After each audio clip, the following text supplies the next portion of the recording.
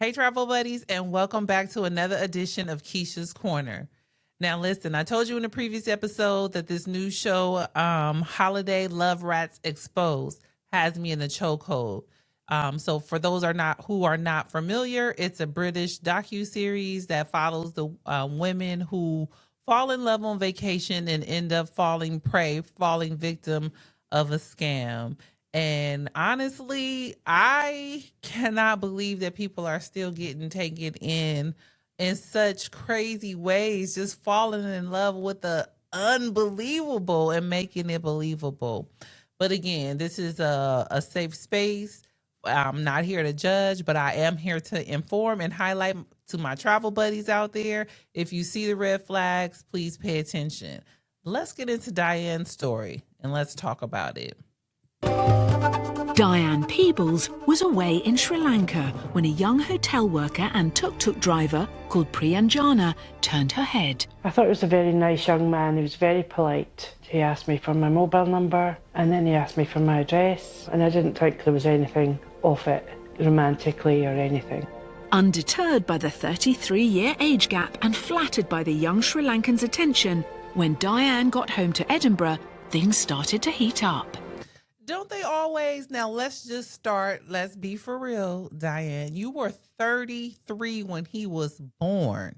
Let's just be for real here. You met somebody in Sri Lanka that you were 33 years his senior.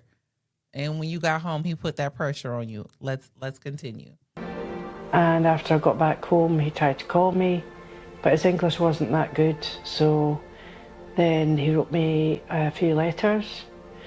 And then from January 2012, we were texting each other. We had a conversation on the phone and he mentioned marriage. And I was a bit taken aback. At the time, Diane was 54 and had never been married before. She was seduced by the dream of a new life in paradise with a much younger man.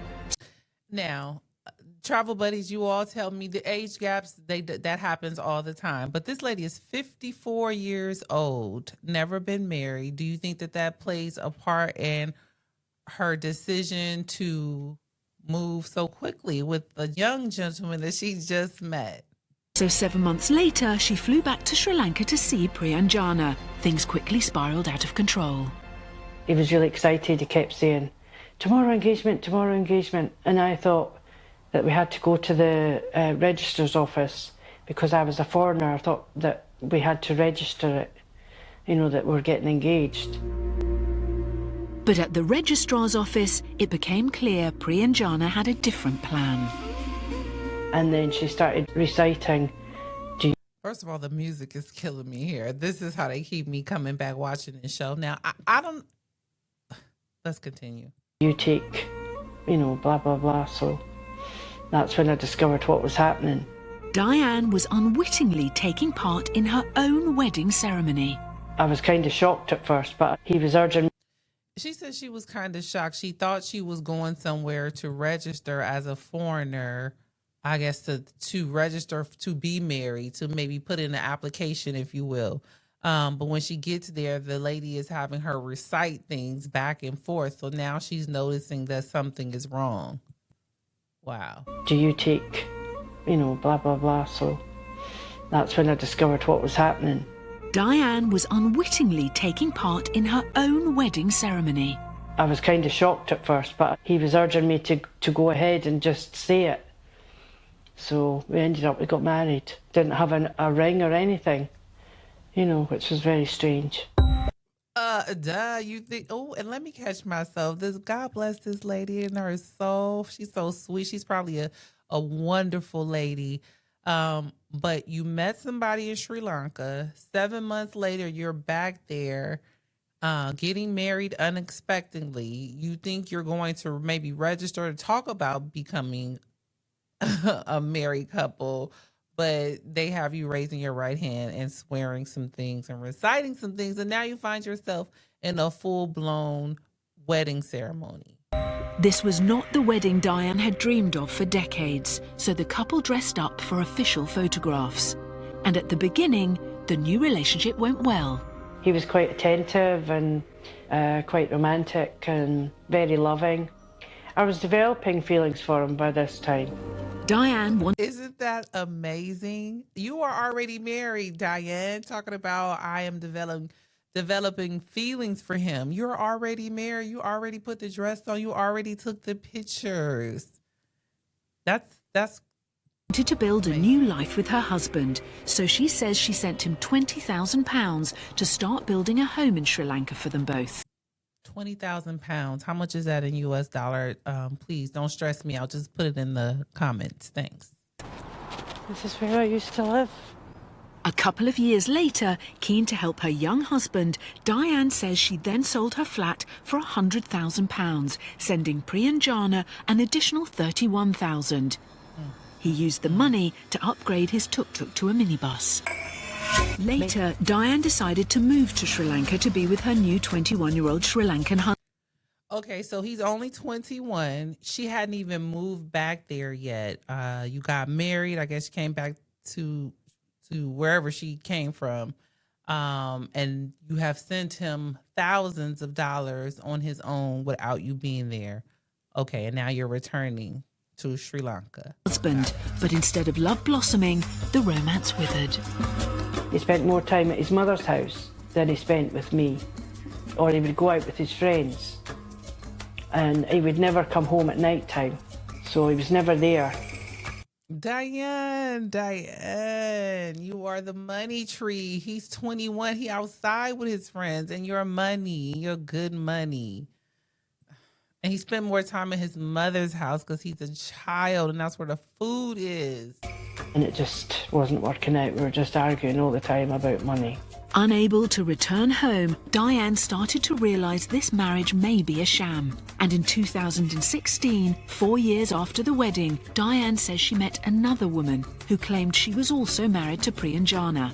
He denied it, but Diane says she saw a copy of a marriage certificate and even found Valentine's gifts. Diane, whatever that lady said he did that. That's his other wife, and you know it. I'm surprised Diane lasted 4 years. Most of these things that I've been watching, as soon as they can, they get out of there. But 4 years is a long time to be in a foreign land after you know you've been a part of a scam. My God. I felt betrayed because I thought he really loved me. And that's why he married me. But obviously the marriage was never going to work because it was too big an age gap. His mother's 4 years younger than me. His father's 2 years older. My friend. His mother is 4 years younger than Diane. And the father is 2 years older. Friends tried to tell me and I didn't listen to anyone. Diane's situation was about to get much worse. Oh, no. News of the money from the sale of her flat back in Scotland spread throughout the area. With active local crime gangs, the couple's relative wealth put them in danger. Diane.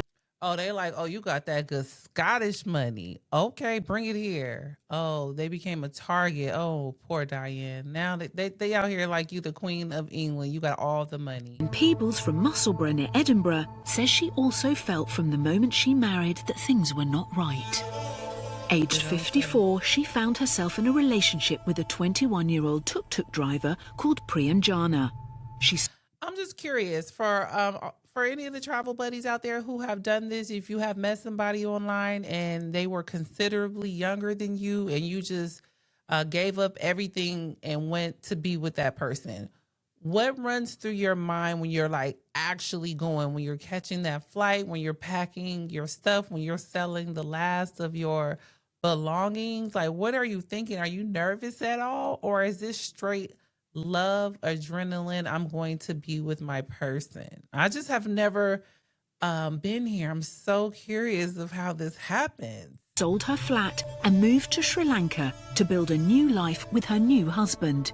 But the marriage was in difficulty when another woman claimed to also be his wife. Then her story took an even darker turn. It couldn't get darker. No one knows exactly what happened, but Diane believes Priyanjana, now regarded as wealthy, faced demands for protection money from gangsters. First, one of his friends was shot, then Priyanjana himself was murdered. I was shocked and stunned.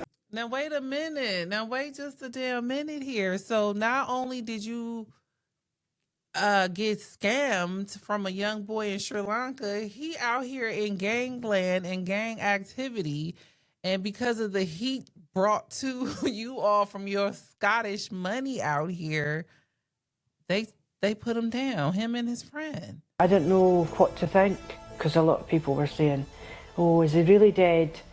He's maybe hiding, wait until you leave the country and then he's going to be with the other wife, sort of thing. Yeah, like how do you know what to believe? He's a whole scammer. Look how he got you out here and has a whole other wife. His parents clearly know, they're in on it too, taking family pictures with you and everything.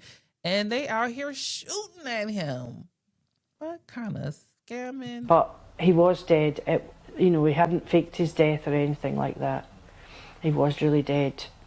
His body, I mean, it didn't kind of look like him, because I think they put too much embalming fluid in. So his body was all sort of swollen and puffed up. But it was definitely him. See, that's the thing with these shows. That's the thing with these shows. I'm thinking, okay, he is dead. Look at him dead. But I don't know. Like, that could be anybody. Is this part of the elaborate scam? Is this so she will never come back and try to sue him or look for money or call the authorities? I mean, she said it looked like him.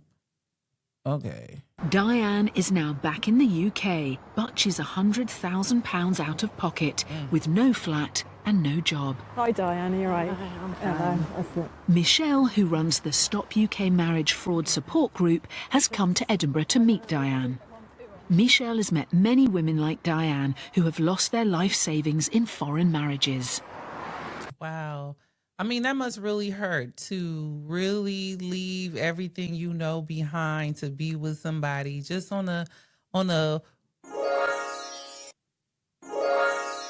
whimsical dream, just on a hope and prayer that this will all work out, that is all what it seems to be. What about your family and friends? Were they concerned about how this guy was sort of rushing you forward in this relationship? Yeah, they were a bit concerned, but obviously I thought he was in love with me and I didn't listen to anybody. Yeah. You know. What was the situation with his family after he was murdered? Well, after he was murdered, they were really nice to me, and they said, oh, you can stay here for as long as you want. This is your home. We'll look after you, we'll take you shopping, we'll take you to the doctors, wherever you need to go, just let us know. Until when? Until the money run out? This has been a terrifying ordeal for Diane. She was trapped in Sri Lanka. The minibus and home she paid for were in Priyanjana's name, so she couldn't get her money back. He treated you appallingly. He did. Yeah, he did, yeah. But he paid a heavy price for it, though, to be fair. Yeah. So she's stuck in Sri Lanka, and anything that she thought that they had is in his name, and he's no longer with us because of the gang activities and because of the possible target that her being there with her Scottish funds in this place, the attention that it brought. Wow. He did, you know, because he's dead. So That's true, yeah, 6 feet under, so... yeah. Some people might say, oh, he got what he deserved because he wasn't very nice to me, he treated me very badly. Diane says even after Priyanjana's murder, his family wanted more of her money, but it was all gone. It took her 2 years to raise enough cash to buy a plane ticket home to Scotland. Diane, she's the real MVP. She stuck it out, that's for sure. So 4 years of this scam of a marriage, then he dies, and then 2 years of being there with his scamming ass parents that still want whatever money you have while you're there. So it took her another 2 years to get the money up to get out of there. had lost everything. When I told him I was leaving, his mother came over that morning, but they didn't want me to leave because they wouldn't get any more money out of me. Well, they lost their cash cow now, because you're gone home. I didn't have any money to give them anyway, so which they didn't. You shouldn't give them money They didn't anyway. understand. Now back in Scotland, Diane faces an uncertain future. Even before he died, it wasn't a great life. It wasn't the life I imagined I would have. But I wanted to live in paradise. I thought that's what was going to happen, but it didn't. I feel sad that I gave up my life I feel it was just a waste and I shouldn't have given up my job and everything. And I really loved him and I thought he loved me, but he obviously didn't, so. Poor Diane. Well, that's one I really do feel bad for. Everybody just wants a piece of paradise. We all want to be loved, feel loved, and just live a good life with somebody we think loves us back. So anyway, you all jump in the comments and let me know what you think. Did this person actually scam her? Diane is 33 years older than this young man from Sri Lanka. Should Diane have seen the red flags?